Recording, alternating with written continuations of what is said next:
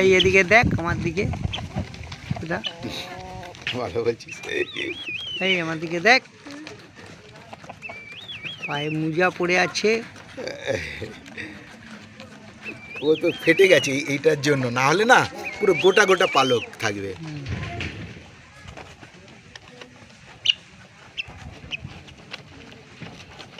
আপনাদের একটু পাখি দেখাচ্ছি আজকে, আপনারা পাখি দেখে নিন।